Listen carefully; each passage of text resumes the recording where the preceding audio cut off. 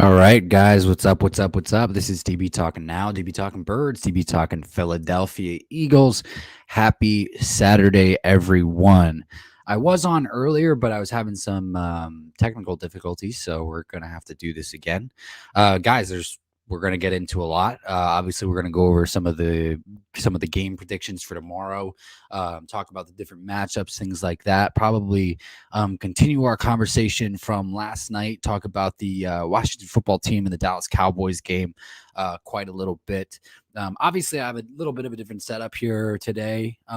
It's still the same room, still the same office. So for those who want to comment on it, still in the same area, didn't change rooms or anything like that, like I have done in the past. When I was living at my old place, but so it's still the same situation. But guys, first and foremost, I want to address. I haven't done this quite yet because I wanted to look into the situation a little bit more before I did address it.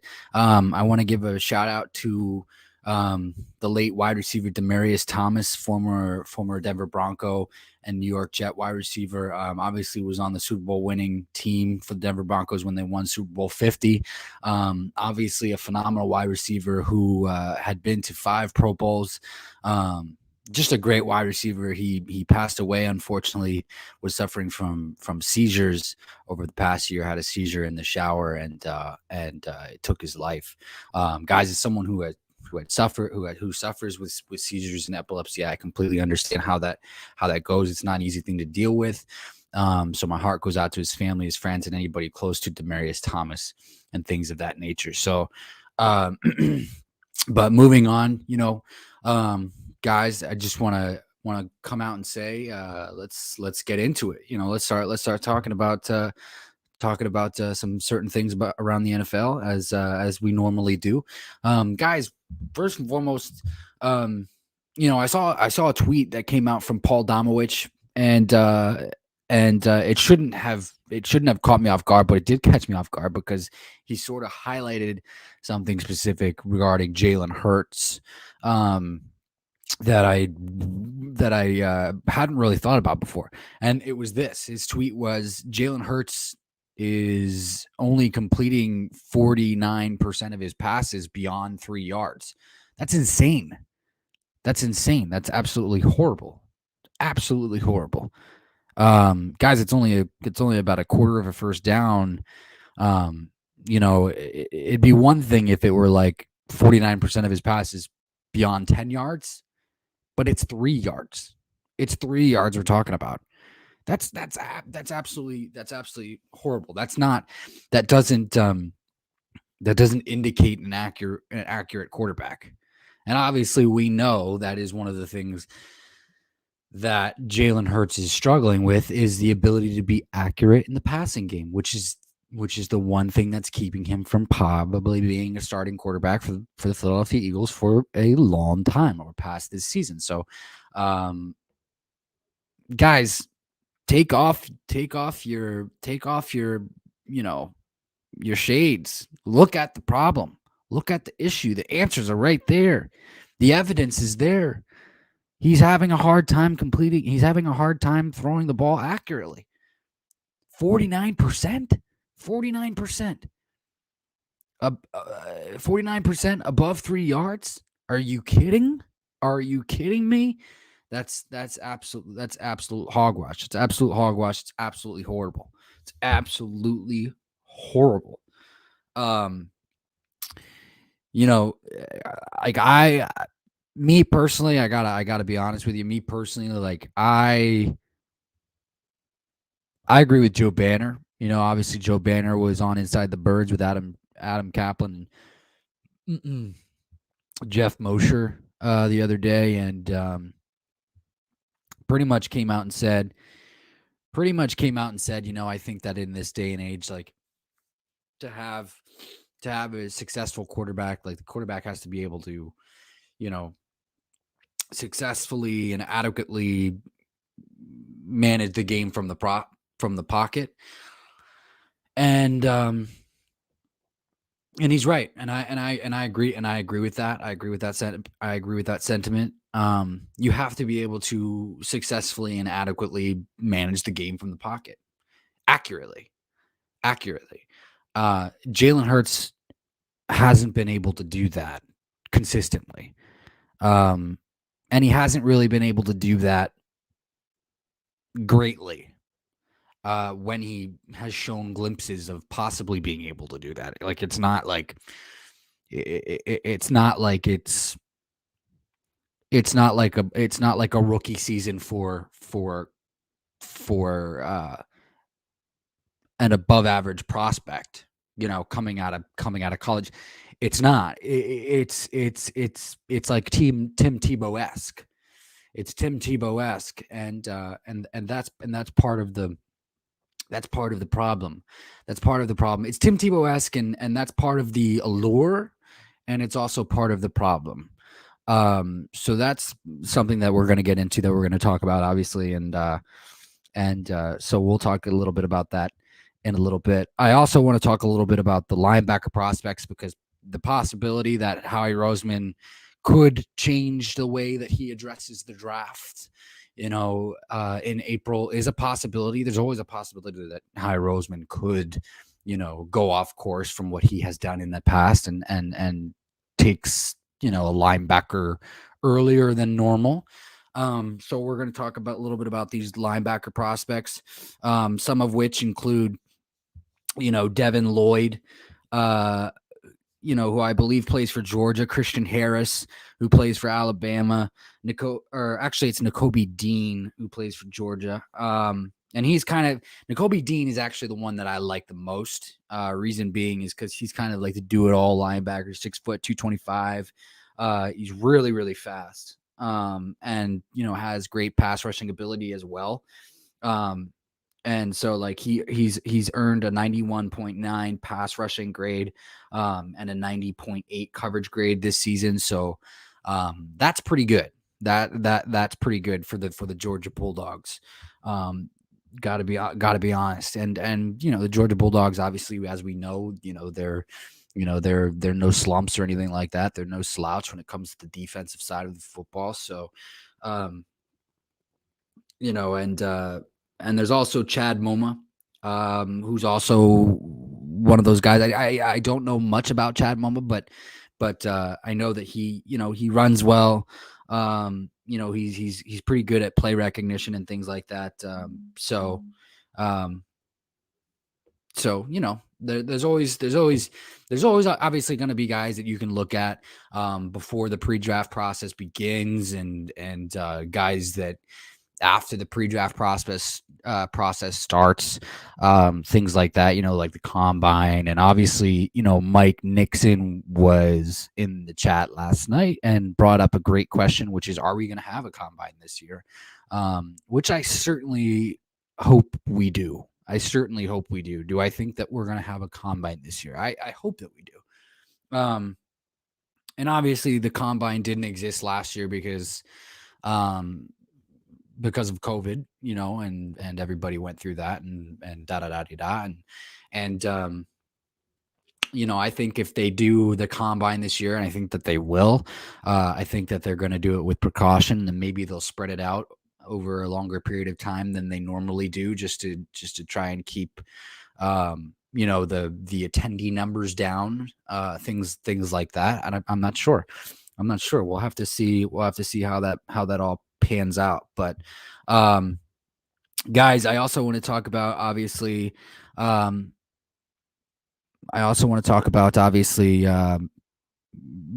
Maaddi.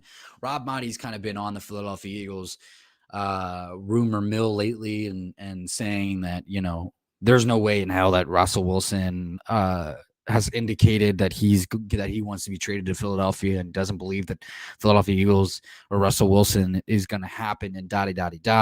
Guys, I don't know. Here's the thing, is like, I'm trying not to and Peter King also. Let's start with Rob Maaddi. Rob Maaddi has basically kind of been in that area where he's, he said that, and then he also came out recently where he said that he spoke to an AFC executive, and that AFC executive told Rob Maaddi that the Eagles are looking to possibly trade 2 out of their 3 first-round picks to acquire future first-round picks in the 2023 NFL draft. I mean, I'll have to see it before I believe it, honestly. Because here's the thing, it's like Howie Roseman did so much to acquire these 3 first round picks in this draft. Like I could see them trading one of the 3, to acquire another pick in the 2023 NFL draft, which I expect Howie Roseman to do. I think that that's going to happen. I think Howie Roseman's going to keep that going as long as he possibly can. Similar to the Cleveland Browns. I think I've said this before in the past, where John Dorsey was a part of this organization for the entire season last season. And before John Dorsey came to Philadelphia, he was with the Cleveland Browns. The Cleveland Browns followed the blueprint that John Dorsey set for them, which was acquire first round picks for this year, next year, and da-di-da-di-da. And that's how they were able to get those multiple first round picks. And now you look at the Philadelphia Eagles, look what's going on. John Dorsey obviously is no longer here, but look at the situation that we're in. So is this a John Dorsey blueprint that we have here?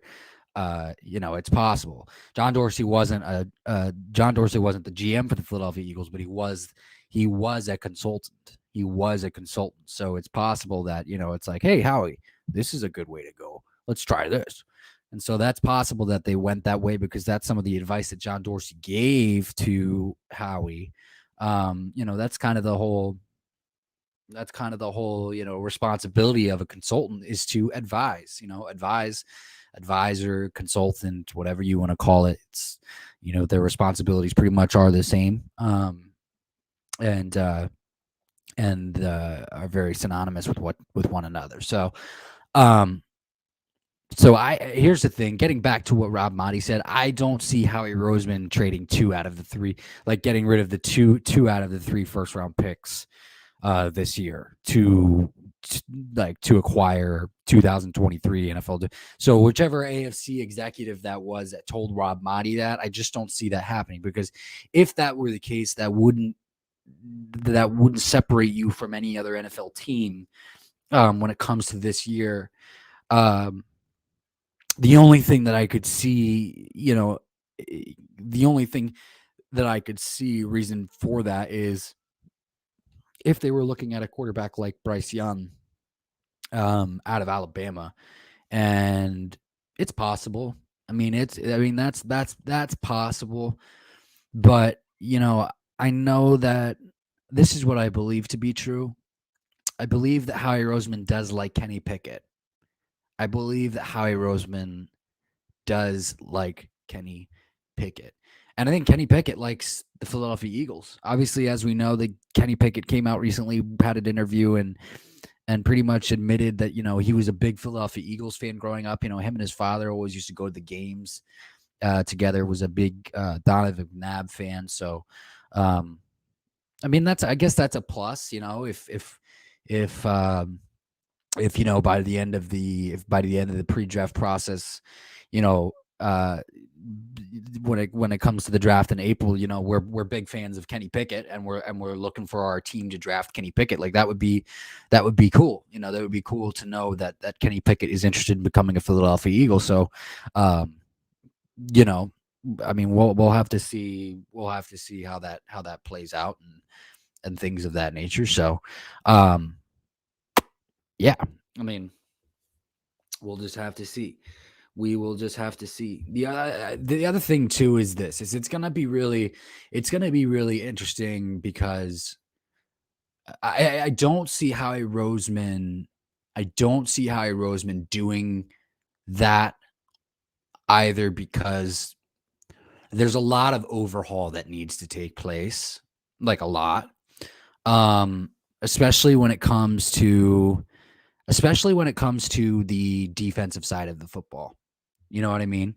Especially when it comes to the defensive side of the football. Like there are a lot of aging veterans along the defensive line. And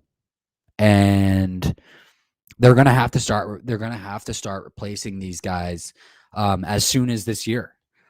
And obviously they tried to start They tried to start that process with the drafting of Milton Williams and Marlon Tupelotu. They tried to start that process, um, but I think I'm not sure. I don't think Marlon Tupelotu is in their long term plans. It doesn't seem like he's going to be. He hasn't really shown much. Um, you know, so we'll see. Milton Williams, on the other hand, Milton Williams, with the playing time that he's gotten, has made the most of his snaps. I would say that. I would say that he's made the most of his snaps, here and there. He has, I think he's got about 3 sacks on the season, with limited playing time. So that's pretty good. Um, and they obviously locked up Josh Sweat, which some people believe that was a bad move. Now, like, hindsight, and I don't think so, but we can certainly get into that. I think that I think that I don't think it was a bad move. I don't think it was a bad move, hindsight, and reason being is because I think that it's obviously a new defensive system for everybody along the defensive line, and it's just going to take a little bit of time for everybody to get used to it. Obviously, we've seen Josh Sweat have some decent games here and there throughout the season, um, so it's just gonna take some time. I think them locking up Josh Sweat was a fine move, and it was deserved. You know what I mean? It was deserved. So I'm not worried about that. Um, and they're going to have to address the safety position. They're going to have to address the safety position because it's most likely going to be Rodney McLeod's last season in Philadelphia. He's an aging veteran. It's not like he's the Darius Slay at the safety position. He's not a Pro Bowler. He's just above average aging safety. And so, is an above average aging safety replaceable? Yeah. Yeah, of course. Of course. Me personally, I want them to get Kyle Hamilton out of Notre Dame. I want them to get the Notre Dame kid. Unfortunately, there's going to be teams in front of the Philadelphia Eagles who are probably going to be able to get their hands on him before the Philadelphia Eagles are going to be able to pick. Um, and that's if Howie Roseman wants to use, if the season ended today, the Eagles would have the 12th pick. And that's if the season ended today. And so I don't think Howie Roseman would pick safety that high. I just don't. I haven't seen him, do that in the past, and I don't think he would. I don't think he would do that this season. I think it would be for defensive linemen, and whoever that's going to be, I don't know. Um, do they need to address the offensive line in this year's draft? Early. I don't think so. I don't think that they need to. I think we've been getting. I think that we've been pretty fortunate with second to third rounders, even fourth and fifth round offensive linemen. So I'm not, outside of Lane Johnson, like I just don't. I'm not. I don't think that there's a need to go offensive lineman in the first round. Yeah, we haven't hit on a first round offensive lineman since Lane Johnson. So there's that. Andre Dillard was the last first round offensive lineman that we took, and obviously he is not what I would consider a hit when it comes to draft picks. Certainly not, because he is your backup. And does Andre Dillard get traded in the offseason? We'll have to see about that too. Does Andre Dillard get traded? Personally, I think that their offensive line is as good as it gets right now. Obviously, I mean, like we can talk about that too right now. Jack Driscoll, it's unfortunate what happened with Jack Driscoll because like he's on IR, he's out for the rest of the season. He got injured last season, but I think that the potential is so high for him right now. And so I'll be looking forward for him to get back and getting healthy and things like that. Everybody's kind of down on Nate Herbig, who obviously is the fill-in center anytime Jason Kelce goes down. Like he's obviously not going to be playing center next week because Jason Kelce will be back and will be healthy and da da da. But he will be back at his normal spot. He'll be back at guard. Nate Herbig will. And again, it's just going to take some time. You know what I mean? It's just going to take some. It's just going to take some time with these guys. Obviously, you don't want to see Nate Herbig like getting penalties and snapping the ball over people's head. But it's just a matter of with the offensive line. They've been doing such a good job that I don't worry about it. Honestly, I don't worry about it. So as far as us going into the draft and thinking that we need to go offensive line early, like I don't think that is something that we need to do at all. So I think it should be defense. If they want to go quarterback, go quarterback. I think it should be defense. If they want to go quarterback, go quarterback. If they don't want to go quarterback, then go defense again. And trade back with the third first round pick. That's pretty much it. But as far as referring back to Rob Maaddi's report about speaking to the AFC executive who thinks that the Eagles are going to trade 2 of their first round picks out of the 3. I don't think that I'll have to wait to see. Like I'll have to see it before I believe it. So.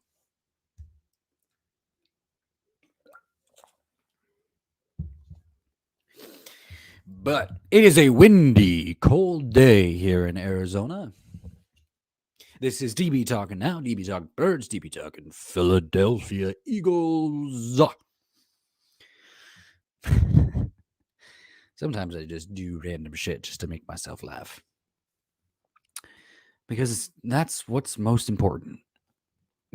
That's what's most important. He's probably not going to return to the team. Rodney McLeod, he's probably not coming back. That's the thing too, is like, I think that here's what I believe. And after really like thinking about it, and it's one of those things that kind of wavers, right? It's one of those things that kind of wavers. What's most important? Like getting average play from like having Jalen Hurts be the guy for another year and having the quarterback play be average, but having him, but obviously him having the ability to win games on the ground for you and rebuilding your defense, or going out and drafting a quarterback in this year's draft and seeing if that guy could be the guy. That's the thing, is like, I believe, like sometimes I believe that, maybe a Kenny Pickett can come in and be that guy, or Matt Corral. There's a lot of people that are kind of starting to subscribe to some of the guys in this quarterback draft class. There are some guys that I'm starting to like in this quarterback draft class, and we'll see how it all shakes out, after they get the opportunities that they get. But there are days where I'll say to myself, I think, the Eagles, the project is going to be a little bit harder. The project is going to be a little bit harder for the Philadelphia Eagles to rebuild this defense going into this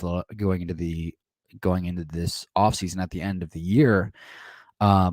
Because you have aging veterans like Brandon Graham and Fletcher Cox and guys like that, and Derek Barnett is gone after the year, and do you want to bring him back? Um, Here's the thing about Derek Barnett is we need more production out of him, and there's two things. Obviously, we need more production out of him, and he needs to stop with the penalties. If we got more production out of Derek Barnett and he was done with the penalties, I don't think that there would be a problem. And also, like, if we got more production out of him, like, the penalties wouldn't be as bad. That's the other thing too. Like, we wouldn't mind the penalties as much if his production was like off the charts. But unfortunately, his penalties are bad, and his production levels are low. So, I don't see either one of those things changing. I mean, his penalty is like his his personal foul levels have decreased a little bit, but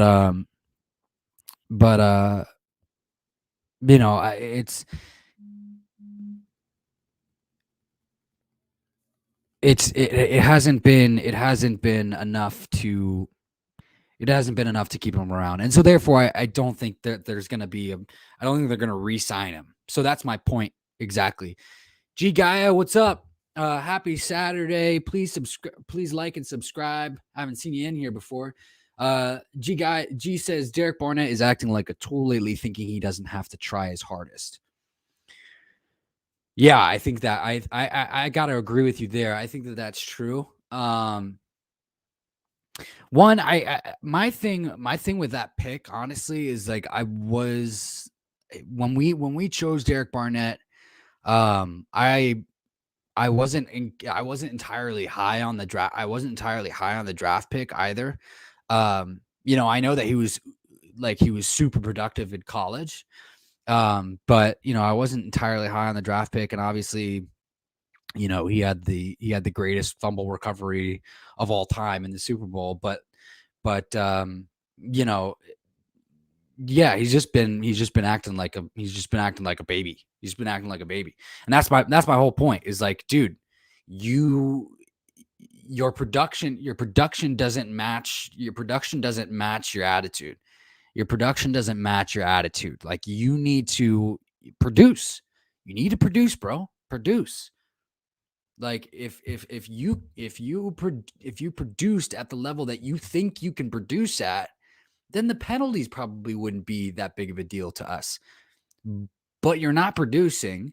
I mean, that's the truth, honestly, is like, we probably wouldn't care as much as we do about the penalties. We still would, obviously, but it probably wouldn't be that big of a thorn in the side, but unfortunately, your production's not matching, and you're still getting fucking personal fouls.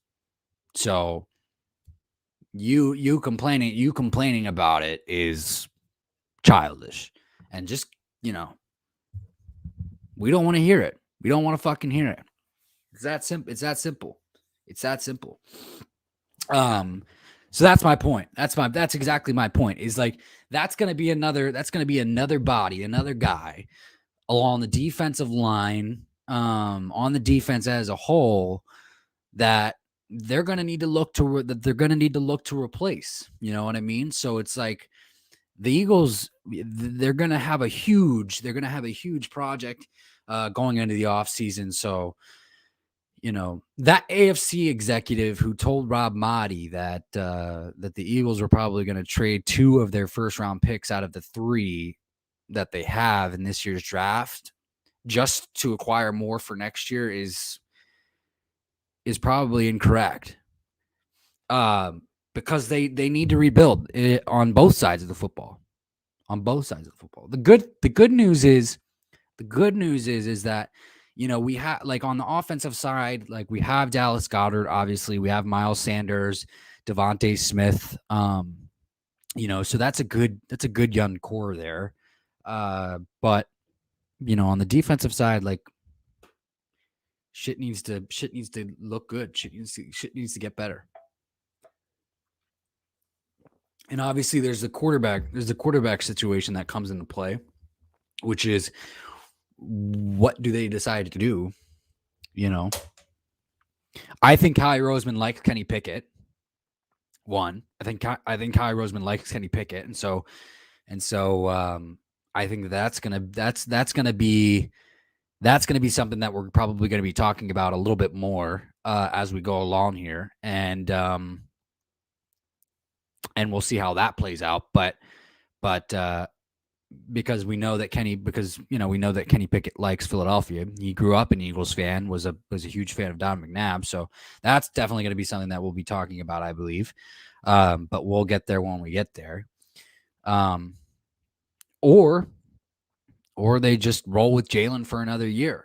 Or we just roll with Jalen for another year. But as I said at the beginning of the stream, Paul Domowitch came out and said, highlighted a really interesting fact, which is Jalen's only completing 49% of his passes over 3 yards, which is insane. That's absolutely god awful. It's awful. It's awful. I just can't. That doesn't there's no clearer picture that can be painted. Other than that, there's just, it's just not. But Derek Barnett is acting like a tool. Yeah, a tool for fucking baloney. G guy says Jalen needs to get off the damn field. Jalen needs to get off the damn field, says G guy. Yeah, well, here's the thing is I agree with you. because he hasn't been throwing the ball. He can't he hasn't proven to me that he can throw the ball accurately. He hasn't been able to prove that he can throw the ball accurately. And even when he is throwing the ball a little bit better than he has been, it's not like, it's not like it's something out of this world. It's not, it's not like it's not the type of up and down season that you would expect from, a rookie prospect, like a rookie prospect who is actually good at passing. It's very Tebow-esque, and so that's the problem. That's part of the allure, I guess, and that's part of the problem. Is it's inconsistent, but it's not. When it looks good, it doesn't have a high ceiling, and you can tell that it doesn't have a high ceiling when it looks good, and that's the problem. So, the only thing, and when I say that, I'm talking about the passing game specifically. So, because here's the thing is, like, if he was suddenly given the ability to pass the ball with accuracy, accurately, it would be so much more. It would be so much, more exciting to watch. It would give us the ability to want to give him more time. But unfortunately, going into your next comment, G guy that says, I would expect that throw from a fucking high school football coach. I wouldn't even expect the throws that we saw from the Giants from a fucking high school football coach. I would expect the high school football coach to throw a little bit better than how he threw against the Giants. To be completely frank with you, to be completely honest with you. Again, I know it's been about 2 weeks now, but you threw into double coverage. 3 seconds before the end of the first half. There was nobody open. There was actually, if you go back and watch it, 3 seconds before the end of before he threw that interception, instead of taking the 3 points, he actually had Dallas Goedert wide open right in front of him before he did his little scramble drill and then threw it into double coverage right before the first half. If he just stood there in the pocket for just half a second longer and saw Dallas, or actually if he just stood there in the pocket instead of panicking like a cheese ball, he would have seen Dallas got it wide open right in front of him. Dallas went into his break, came out of it, and was wide open. He was wide open for the touchdown. He would have caught that ball. I believe that. Dallas would have caught that ball.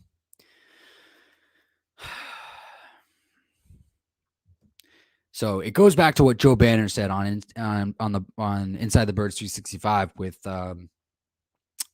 Jeff Mosher and Adam Kaplan. It's like, yeah, to be a franchise quarterback in the NFL today, you have to be able to accurately and successfully manage things from the pocket. Jalen Hurts hasn't been able to do that. So yeah, I like those are things that you have to be able to do, and I agree with those opinions. Like you have to be able to throw the ball accurately from the pocket, not out of the pocket. Like it has to start from the pocket.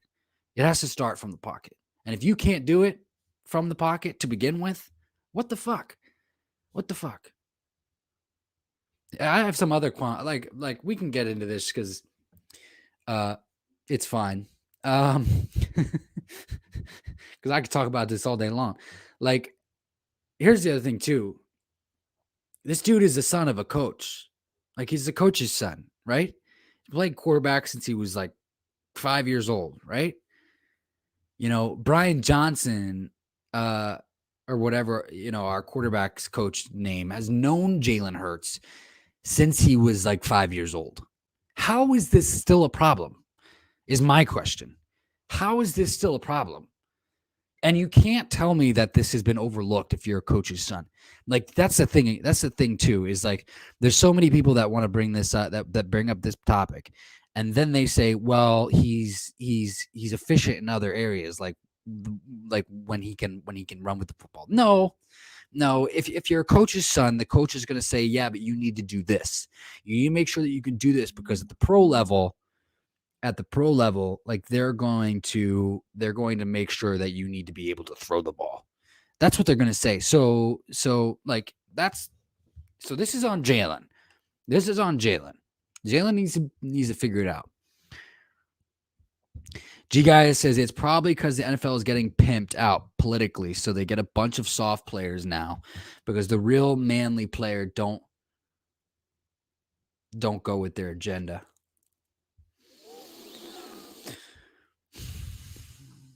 Maybe. I mean, that would make sense in a lot of ways. For sure. But I mean,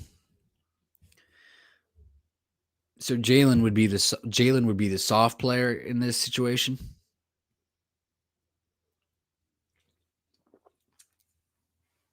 Here's the thing: is I don't think that they wanted Jalen Hurts. They didn't want Jalen Hurts to start this season. We have to go back. We have to go back to like.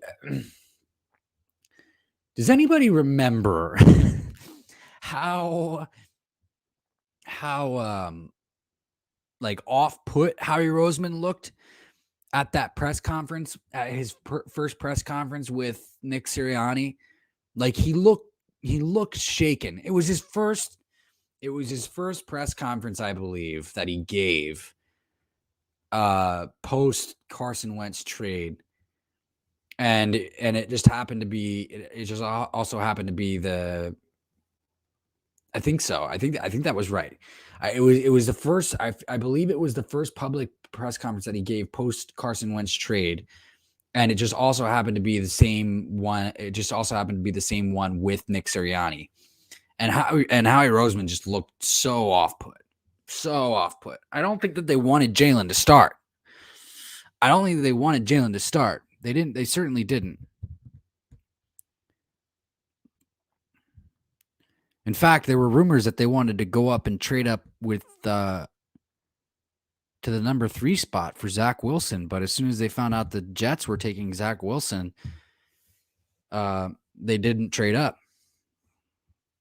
They didn't trade up. So we'll see what happened. We'll see what happens. That's why, and that's where those rumors come in about Howie Roseman, Howie Roseman not seeing Jalen as the future, and Jeffrey Lurie thinking that Jalen is the future. I believe that to be true. Like, Howie Roseman probably doesn't see Jalen Hurts as the future, and good. That's what I have to say to that. Like, I think that that's fine, because I think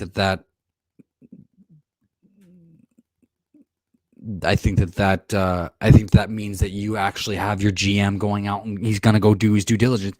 I have no problem with Howie Roseman going out and scouting Kenny Pickett and Sam Howell a month and a half ago. I had no problem with that. I was completely cool with that.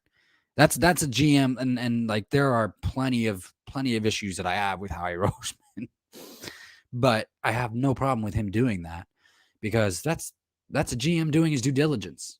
It's like everybody wanted to come out in the woodworks and being like, "Oh my God, what are you doing? What are you doing? Why are you doing that?" It's like, dude, fucking relax. It's not too far away. It was taking place, it was taking place not too far away. He went to the game. Was he scout? Are these two quarterbacks who could go in the first round in the upcoming draft? Yes. And he's doing his due diligence. Relax. It's what a fucking GM is supposed to do. G Guys says there's quite a few rumors, conspiracy theories about Jalen. Yeah, let's talk about them. Let me know some of the ones that you know. Yeah, I mean, I think, I don't think, I don't think that they wanted him to be the starter. I don't think that they wanted him to be the starter, because I don't think that they saw him as that guy. This is what I do believe, though. I do believe it to be true that Howie Roseman saw it as a possibility that this guy could pan out to possibly be something similar to Russell Wilson. And that's why they drafted him when Carson was still here in the starter, and they drafted him in the second round. So they didn't want to miss that opportunity again, because they missed it when they drafted Russell. Like, they had the opportunity to draft Russell. They were going to take Russell. They misjudged the placement and traded back, and then the Seahawks drafted him. And they just misjudged the trade back. That's how that panned out. But I don't think that they saw anything in practice in regards to wanting to start this guy. Like, this guy didn't prove anything in practice to be the starter. And when Carson didn't want anything to do with this organization moving forward, they had no choice but to fucking get rid of him. And they did that out of respect to Carson. Like, that's the thing, too, is everybody has to remember that I don't believe that Howie Roseman wanted to trade Carson. I don't think Howie Roseman wanted to trade Carson. I'm not here to get back on and bring that conversation back up, but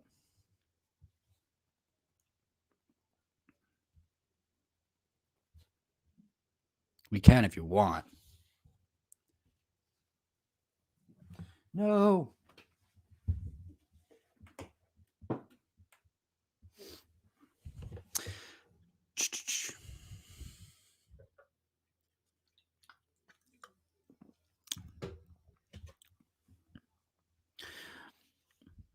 But it just brings us to this conversation. Is like, do you address the quarterback position in this draft, or do you focus on the defense?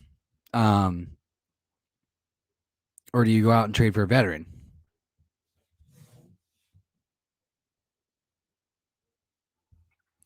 G Guy says supposedly he's put on the team so they lose so Big Banker can win bets.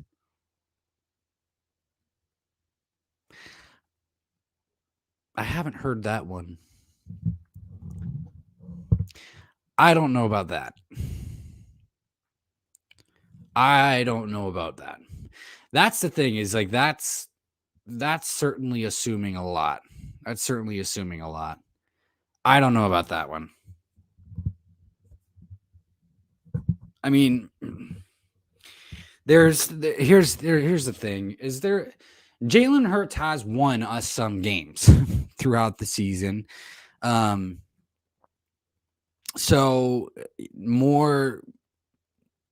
He's like, so like that would only make sense if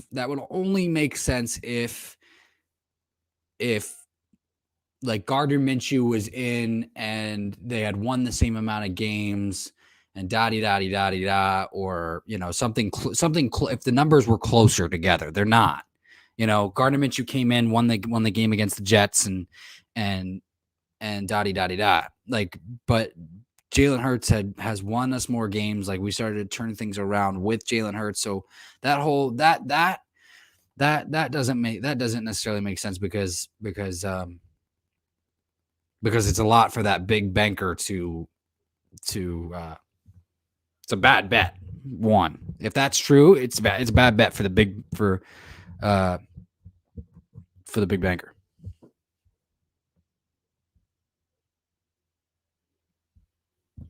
G Guy says that's just what they want you to think.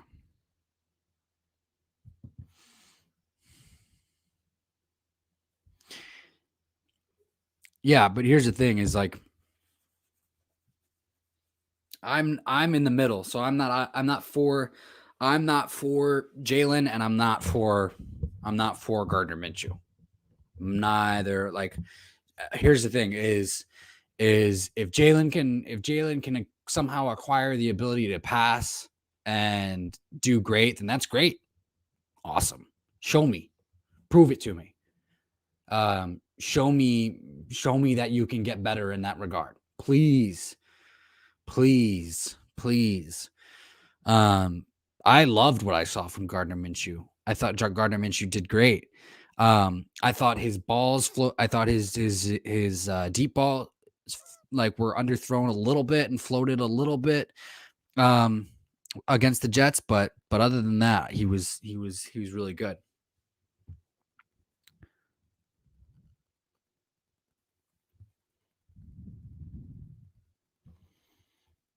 G Guy says, look it up. JP Morgan and Jalen. Okay. JP Morgan and Jalen. Let's see. I will. I'll look it up right now.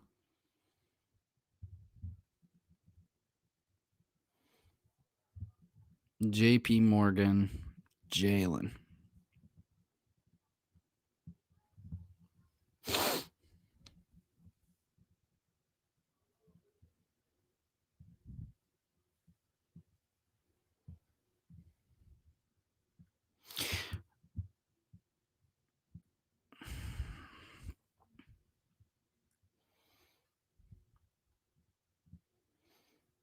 I mean, we'll see. We'll see.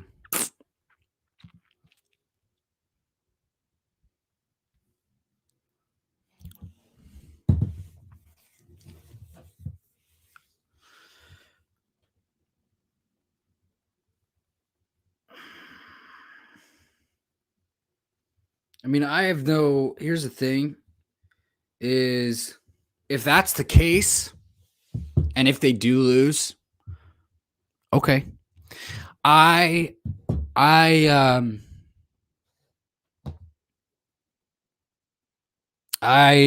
that's the case and they do lose, okay, fine. Then that would help us that would help convince them that they need to go out and get a different quarterback, which I think that they need to do. I don't think the franchise guy is on the team, and and of course we know that. We know that. As I said before, you have to be able to successfully, accurately, and efficiently execute from the pocket. And Jalen Hurts doesn't do that. Neither does Gardner Minshew. Gardner Minshew showed that he could do it against the Jets. Gardner Minshew can throw the ball with accuracy, and he knows how to read a defense. He knows how to go through his reads, which is why it looked like a breath of fresh air against the Jets, because comparatively to Jalen Hurts, it is a breath of fresh air. So, it looked like a Christmas gift come early. But neither one are really your franchise guy. Neither one are really your franchise guy. They're just not.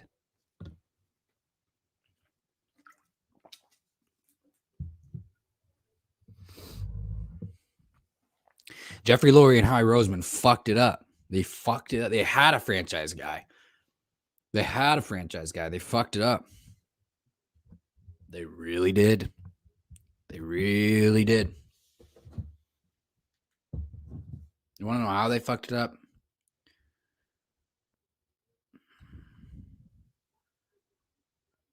They hired the wrong guy.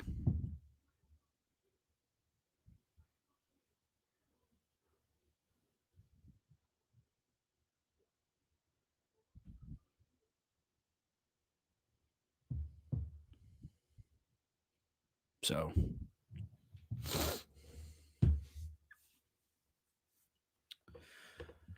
but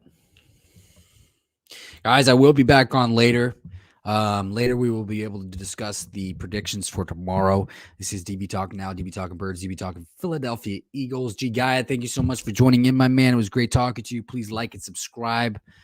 One love. Stay safe. Stay healthy. One love. Go Birds, baby.